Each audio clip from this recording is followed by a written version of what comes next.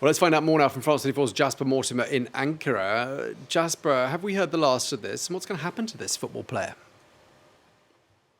Well, we have got it that he has returned to Israel, where he was received as a hero. There are photographs of him being carried on another man's shoulders.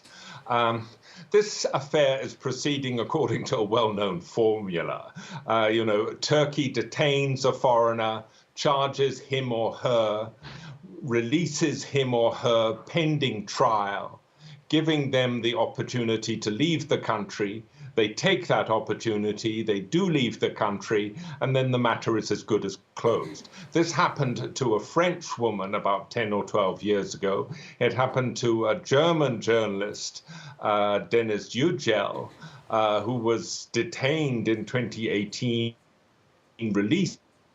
detained in 2017, released the next year, went back to Germany and bravely instructed his lawyers in Turkey to fight his case in the Turkish courts. They did, but he lost. Now, I don't expect this footballer to fight these charges. He's got more publicity than he ever expected. The photograph of his bandage on his wrist containing that slogan has been all over the newspapers.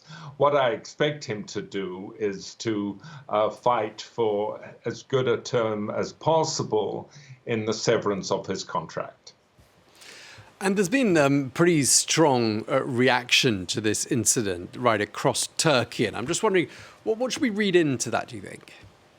Well, the first thing you should know is that, virtually 100% of Turks support the Palestinians. Not just in this conflict, but they've been supporters of the Palestinians for a long, long time. Now, the second thing is that we are in election season. We're having local elections at the end of March.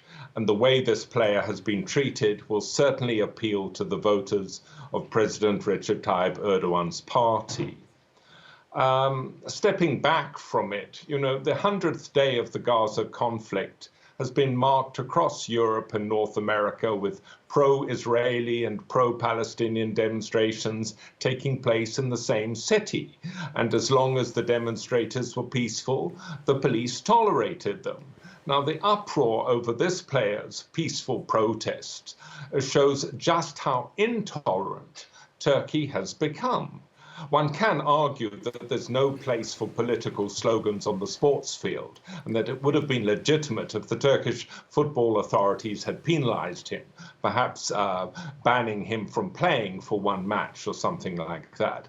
But to have him arrested, detained, castigated by the Minister of Justice, I think this is out of all proportion.